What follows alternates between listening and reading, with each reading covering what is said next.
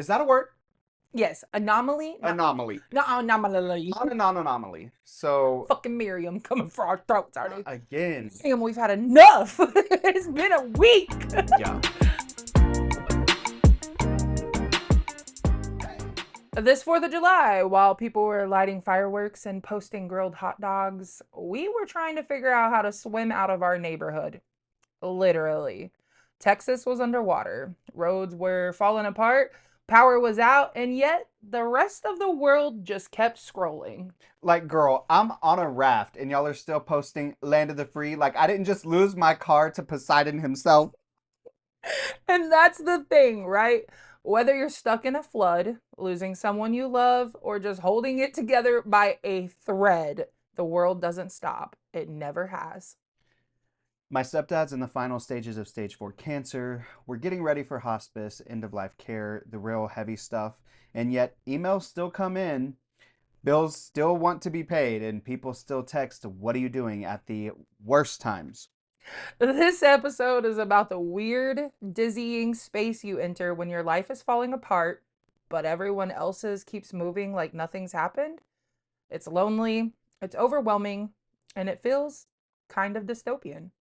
And we're going to talk about it because you're not the only one who feels like the world forgot to pause for your pain. You're listening to Delete That.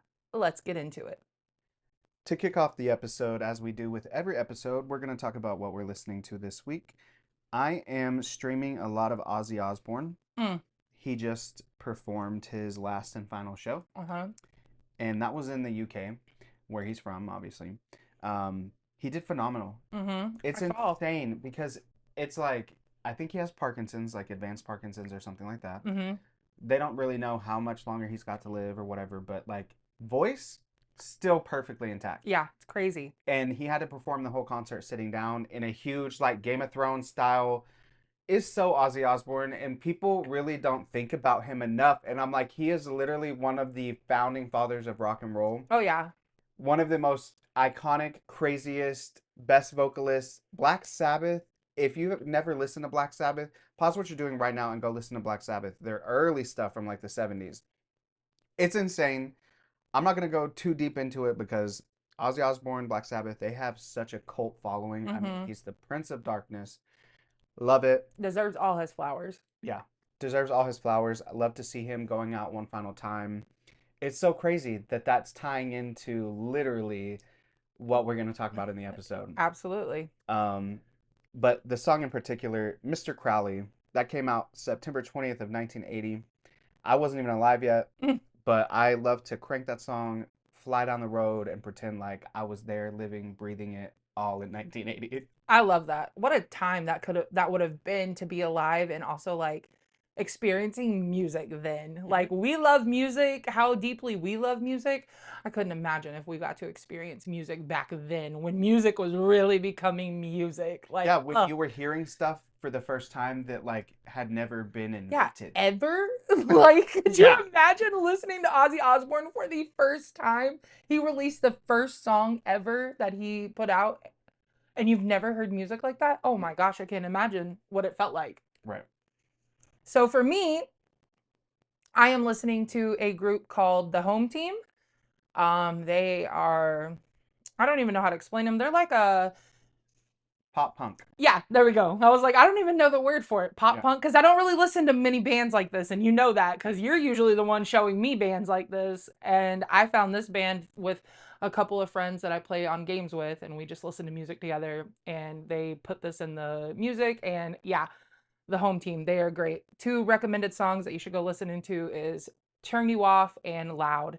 They are so good. They're hype. It is so much fun. It's energetic. So definitely go check that out. If you were a fan of like, I don't know, if you went to Warped Tour when you were in like late middle school, early high school, this is a band that you will like, and you probably already heard of them if you have been, if you were that person in school like I was. I definitely had an emo phase. You probably had your songs and like the people you like to listen to, but being where you were, you probably couldn't be emo. Phase. They would have checked you into a psych ward. Oh yeah, I would have been a witch. Exactly. You're a witch. Yeah. They would have had you on trial. Absolutely. Burning out in the middle of the cornfield. Absolutely. Across from your parents' house. It wasn't Leonard Skinner or George Strait. And Willie Nelson? Yeah. Then get out of here, Buster. Yeah, so the home team, great band. Definitely go check them out. I think anybody that has really good music taste would definitely like them.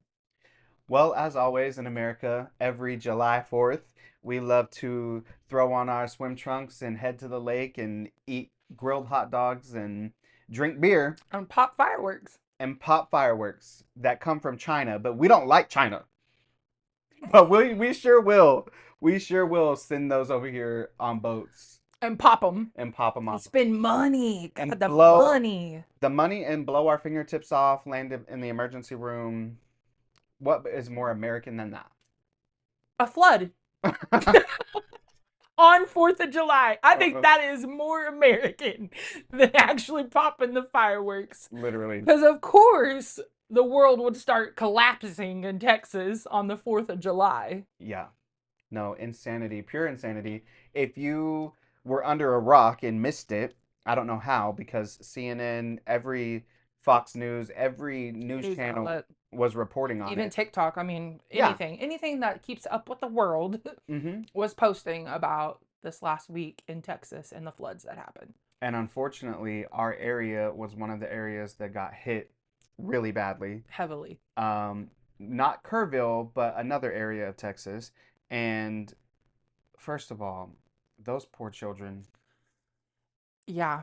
They were at a church camp, and that just like that made me think so many times of how many times I was at a church camp and like it would rain there and like we never thought about, you know what I mean? Like that's not anything on your mind that oh, it's going to flood here. So like, yeah, I cannot imagine. And on top of they were asleep. Like I can't imagine. Biblically flood. Yeah. Which is weird about it. Yeah. You know, everything I find like the nuances and I find the not nuances, but I find the weirdness. I look for the weirdness in everything, and I just think that's so weird. Like you were at a Bible camp when it biblically flooded, yeah, and killed a lot of people, children. It has now been declared the 4th deadliest water disaster in Texas. I believe it.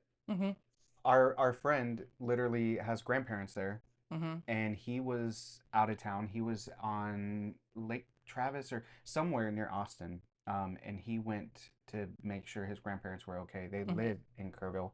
Of course, they were fine, but he drove through and saw all of the devastation, and he was just like, it's insane.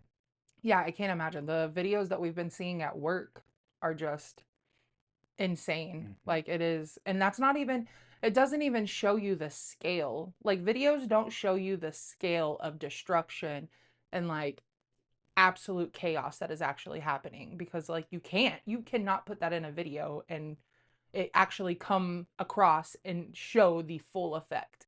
Right. So yeah, my deepest sympathies and condolences to everybody that is dealing with loss from that. Where we live here at home, there was one confirmed fatality. An older woman was swept away in I guess, raging waters. In her car. In her car. They said that the water got up to 12 feet where she was. My God. I'm 6 foot tall. That's another me standing on top of me. Yeah. That's not even me standing on your shoulders. That's not even you on my shoulders. Like Little Rascals style. Literally. Like, wow. That is, yeah, I can't imagine. I feel obviously terrible about all of it, but that was such a crazy time because I stayed up. It was like 9 p.m., 10 p.m. when I heard it starting to rain. And this was Thursday night. And I was like, oh, I love the rain. You know, Hillary Duff come clean. And I don't think anything of it. I'm like, I stay up till about 2 a.m. Around 2 a.m. is when it started getting really heavy. Like loud. It was loud. I was up through all of it. So I was listening to every single drop. So super loud. It was coming down really heavily. And I was like, oh, perfect. Like, I don't have to play my thunderstorm sounds tonight on Google. I was loving it. never once did I think we were gonna wake up in total catastrophe. Like, No, literally. I mean, now all we really can do is kind of laugh about it because it's like, what an anomaly. Is that a word? Yes, anomaly. No, Anomaly. no anomaly. Not an anomaly. So, Fucking Miriam coming for our throats, already. again, Sam, we've had enough. It's been a week. yeah. Yeah, that was crazy. Well, I can't even say that I woke up to it because I was awake through the entire thing. I don't sleep. I'm a night owl. So I legit don't ever sleep until about 5, 6 a.m. when I finally lay my head down. But I was listening to it the entire time. And to be honest, I was stressing. And not because I was fearful for our house, but because of my parents' house. My parents' house has flooded multiple times in this area. And they literally just moved back in 2 months ago from the last flood, where they were out for 6 months. So they just remodeled their house. My mom just got it the way she's finally wanted it. Her dream house. Like, ugh. I'm crashing out for you, Christy, right now. Yeah, it was bad. I was stressing the whole night because I was just like, I don't know how to, like, it's not even my house, but I don't even know how to accept it. I don't know how to sit there and just know that it's happened again. And it's insane. Like, so I did message my parents at 3 o'clock in the morning, telling them that I was stressing for them and that I hope everything was okay. And it was not 15 minutes later that my father responded with a video of their house underwater and them saying, yeah, we're flooded again. And there's nothing you can do. And there's nothing you can do. You can't just push it out. You can't go get the broom and push it out of your house. Right. Like, it doesn't work like that. We don't live in like Florida where we just have like sandbags piled. Even if you had sandbags, so the first time my family's house flooded, we had time to prepare. We put sandbags around the house. It does not help. If the water is coming up fast and it's moving fast, it will not help. And on top of, my parents live on the side, on the corner of the street, you know that. So when people would drive that corner, that water is just completely getting pushed back and forth into their house and out, in and out. And so it just causes more mess and more chaos. My mom had to get on Facebook and literally scream at people, please stop driving down our street. We understand you want to look, but please, you're literally fucking our house up even more. I can't imagine. Yeah, I can't imagine either. Like I said, this has happened multiple times to my parents, and it is just... You can imagine. I mean, I can. I was living there the first time it happened, so I definitely was there when we had knee-deep water in our house. And we had to run out because the electrical stuff that was on the ground was popping, and like electric companies could not get the electricity turned off quick enough. We're lucky it didn't burn. We're so lucky it hasn't burned every time this has happened, but I think it's at just this crazy. point, yeah, I think at this point, your parents are probably like, I wish it would. Oh, absolutely. My mom actually, when this happened on 4th of July, was hoping that someone's firework would just come burrowing into their lot and just blow it all up. You know what? I'm here for that. I mean, obviously not really, but what I am here for is the two of you packing up all of your belongings and y'all moving to your dream destination. I'm in full support of it. Don't worry about us. We'll figure it out down here. But y'all deserve to go and live in peace. Go find somewhere on the top of a hill, on a mountain, in the middle of nowhere where no rainwater can reach y'all. Please, I beg of you. And then even when you get there, I'm gonna need y'all to start building Noah's Ark. Because because if the water's gonna reach anyone, it's gonna be y'all. Let me pop another Zanny. A little something to take the edge off. Fucking Jolly Rancher. In middle school, the thing to do was call them gay farmers. Hey, you got any gay farmers? What? You never heard of that? No. Yeah, that was the thing.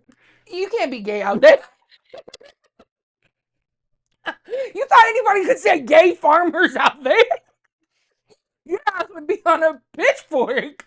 Be being drugged by a rope behind a John Deere tractor. Literally going, are you still gay, boy? Yeah. There's 2 gay farmers out here. Yeah, no, I've never heard that. Yep.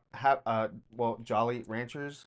Gay farmers. Oh, that makes sense. Yeah. Okay, that makes sense when you break it down. But nah, you said that out there, you'd have got looked at Of two course. ways.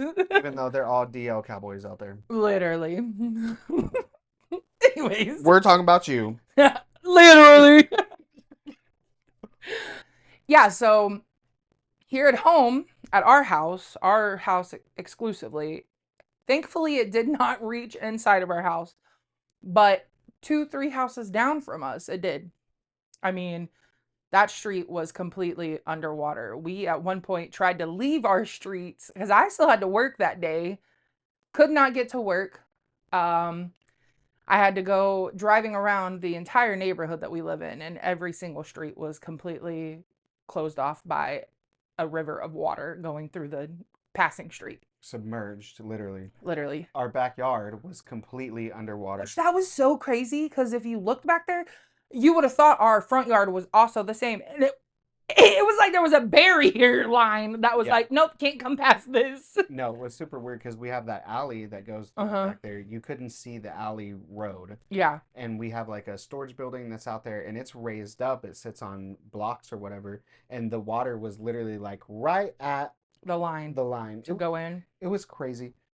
Well, it was crazy because I tried to leave the house thinking I was gonna, run up to the convenience store in my little Kia Rio that sits about 1'2" off the ground. Not even.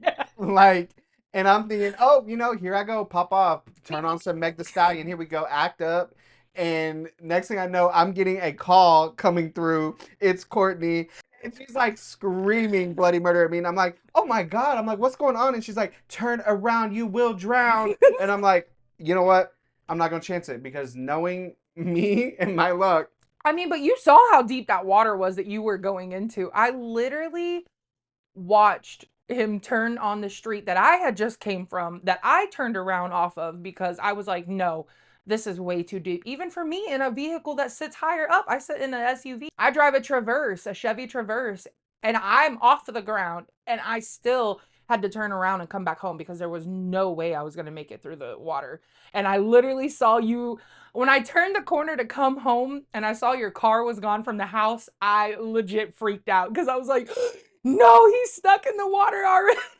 And then I turned and looked at you down the street, and that's whenever I was like, I was fumbling my phone. I've never called someone so fast. I don't even call on my phone. And I was like, how do I even do this? Yeah, that's why I was terrified. Yeah. Because to see a call coming through from you. Of all things, I text people, bitch. Don't ever call me. I don't want to talk to you on the phone. Yeah, it's got to be like the aliens have invaded and they're probing her right now. Facts. And I was just so scared because I just knew our luck. Our luck, you would have gone through that water and it would have completely fucked your car. Yep. So I did turn around and didn't drown. He actually didn't turn around. He straight reversed. All the way. Terry. I watched him reverse on the street. Yeah, there was people coming and I was like, yeah, no way. I had my window down. I was like, go. What are y'all doing? Yeah, especially because whenever I went through that water, there were trucks coming through, didn't give a fuck about who also was going through, and they were just flying through it. And I'm like, bro, you're about to flood someone else who's not in a big truck like you. So that's why I was like, there's no way you're going to make that. Right. That was just literally at the end of our street. Literally the end of the street. But we were trapped. We couldn't go. You couldn't even get to work at one point because no matter which way you tried to drive and find different passages, everything was. You were met up with a river.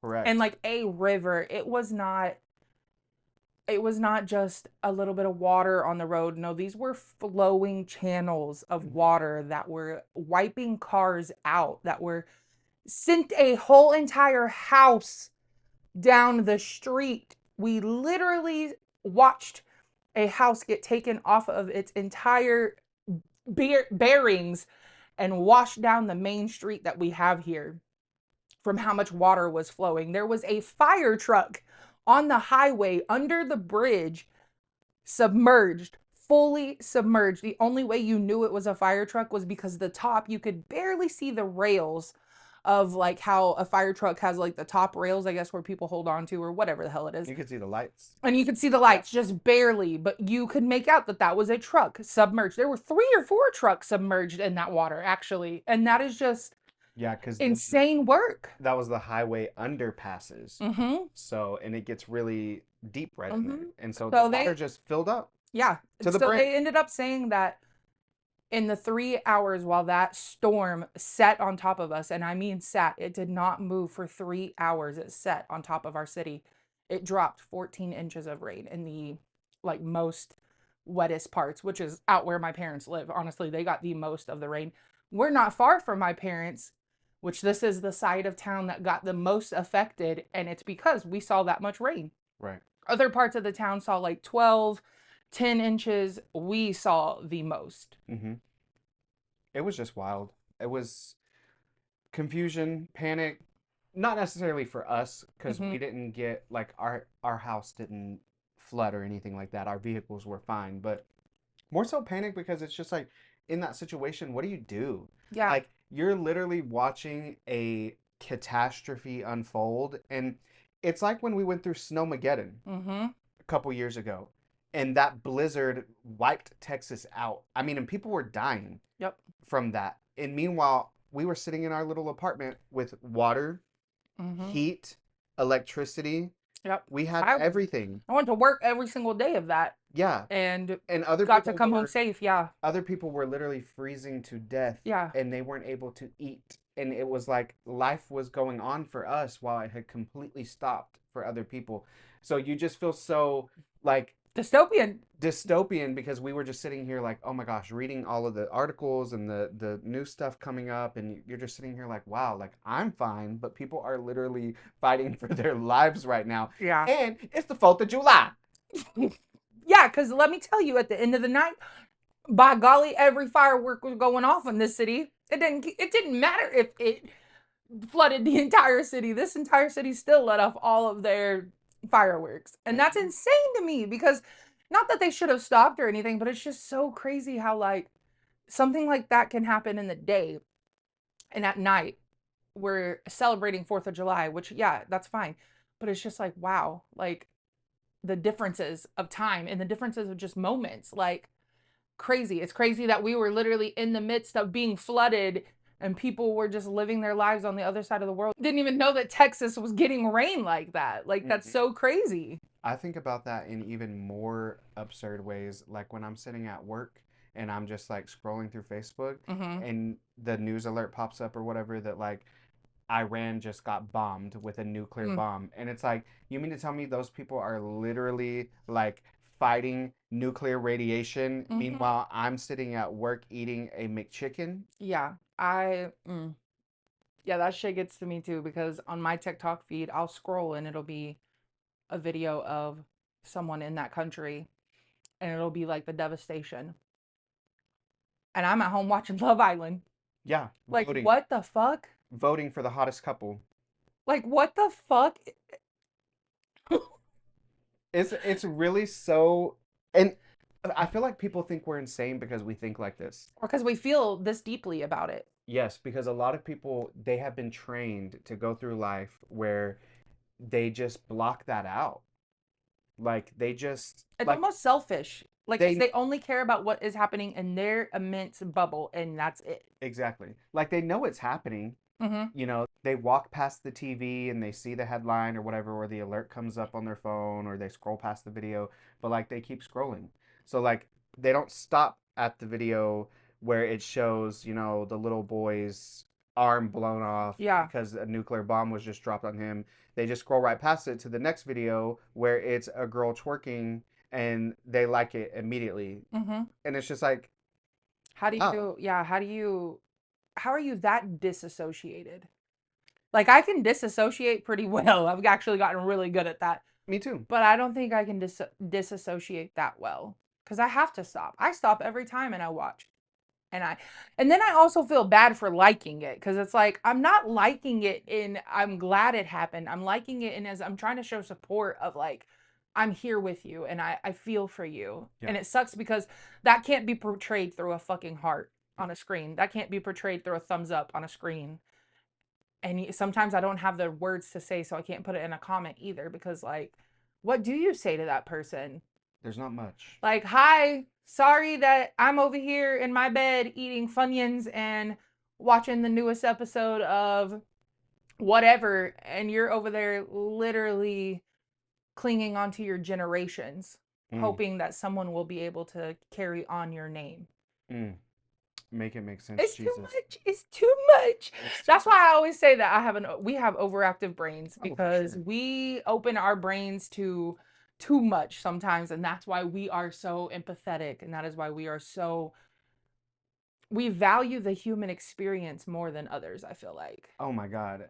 100%. I mean, it's just, it's the idea like, yeah, sometimes I do blow past a single day without ever stopping to think about the little things. Mhm. It happens, you just live your life. But it's like 9 times out of 10, I am sitting here just questioning humanity and the sake of the world. Yeah.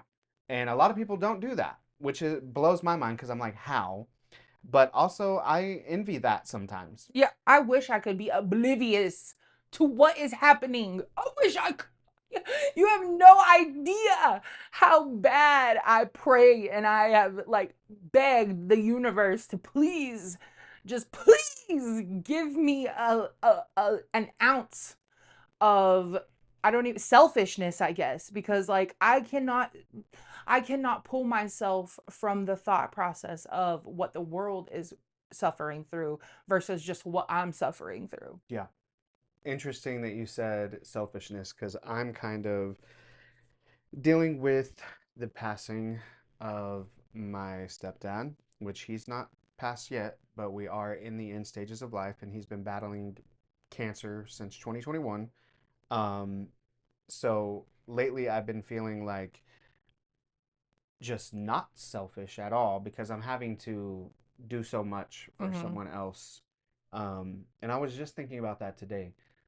Like, just I wish for 1 second, like people could just stop and like put themselves in someone else's shoes Mm-hmm.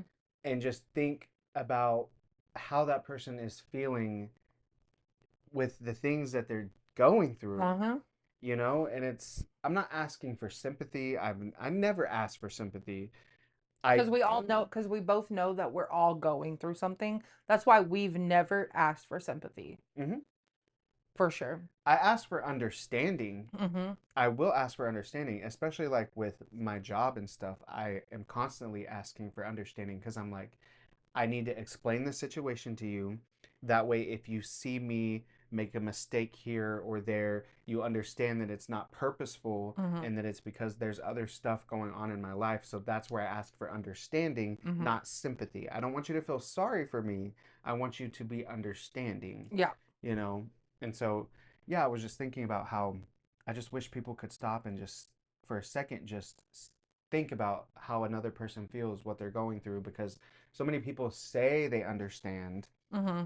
but I really feel like they don't, like they're just saying what they think you want to hear. Exactly. I don't need you to be sympathetic. I need you to be empathetic. Yeah. I need you to be able to look at me and go, you know what? If I was also handling that, I would probably feel the way you do too. I need you to look at the situation and put yourself in it and how you would be reacting and acting, because that will also trigger your brain to go, maybe I should be a little easier on this person. Maybe I should be a little bit calmer. Maybe I should ask them more, how's it going, or what's going on, or can I help you with anything? That's a big one. How can I help you?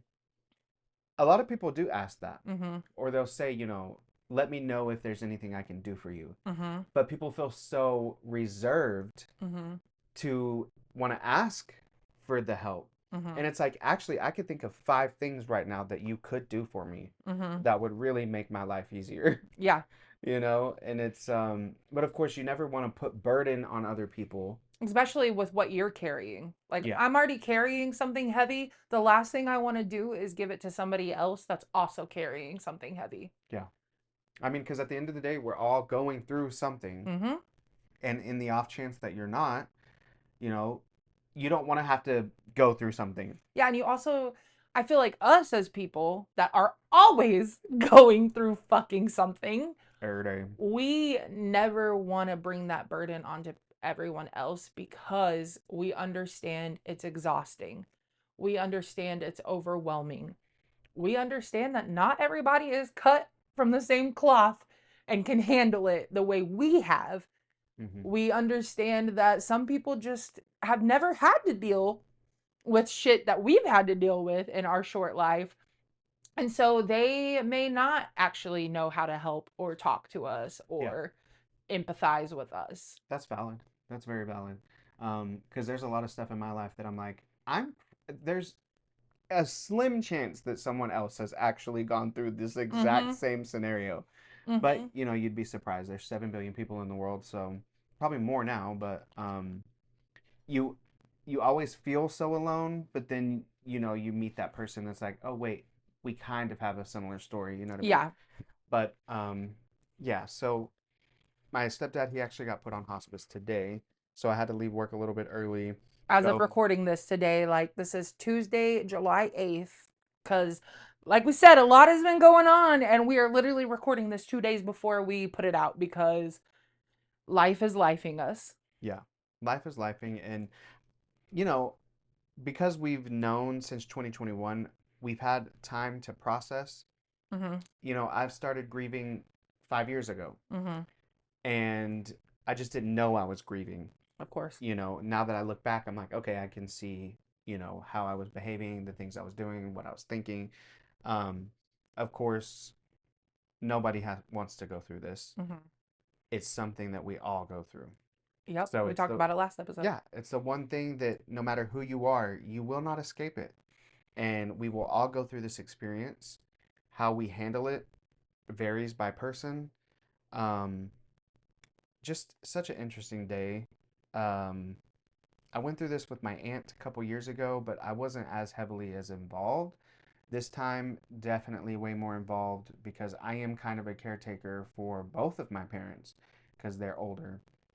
Um, That's another thing that I feel like, oh, we said we weren't going to make this heavy, but I feel like I'm going to get emotional. Oh, I'm sorry. it's okay. What the fuck? Where'd that come from? So okay.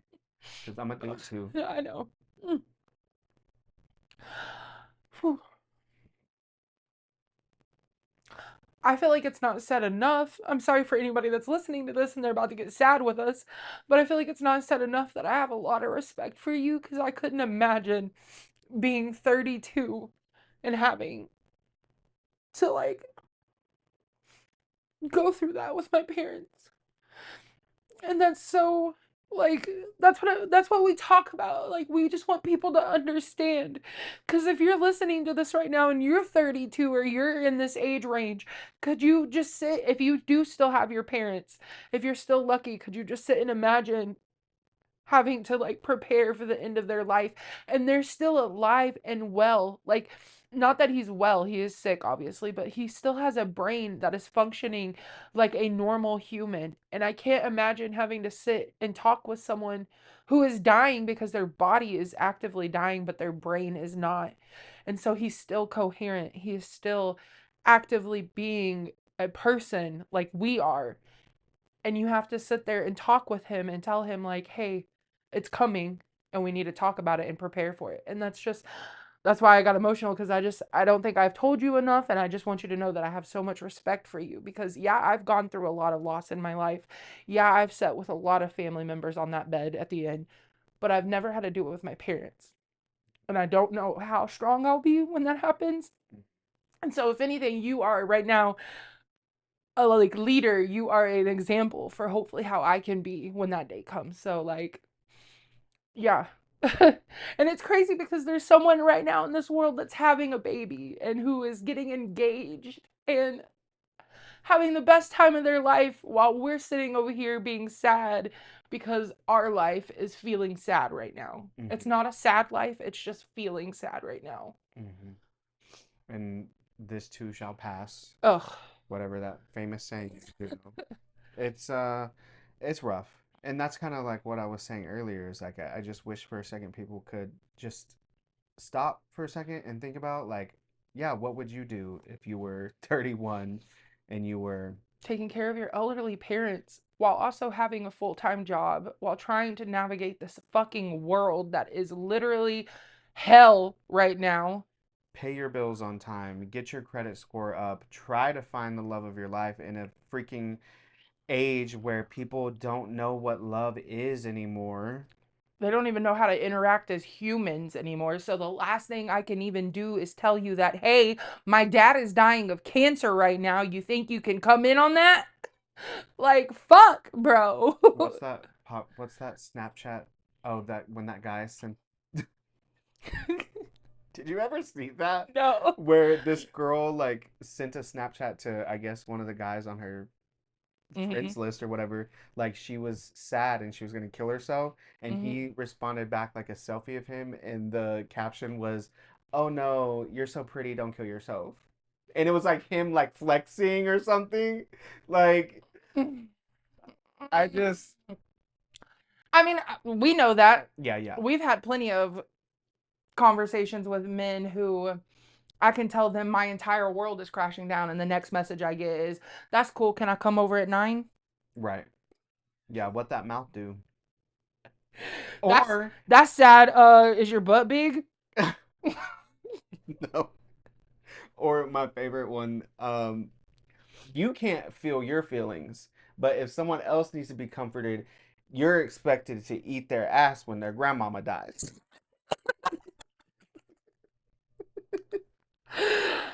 Yes, Your Honor, I did eat that man's ass because he told me his grandma had recently passed away and I felt bad. Yes, Your Honor, I did that. Oh, we putting it on the podcast.